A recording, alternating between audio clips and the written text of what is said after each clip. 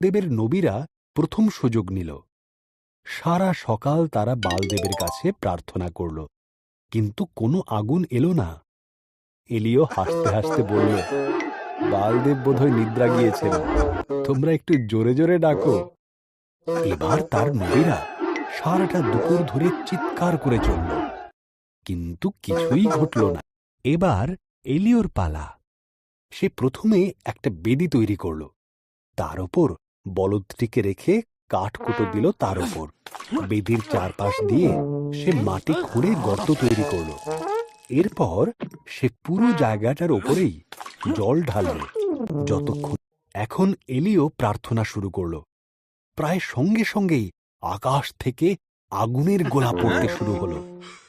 বলদ, কাঠ, পাথর, জল সবকিছুকেই পুড়িয়ে খাক করল সেই আগুন।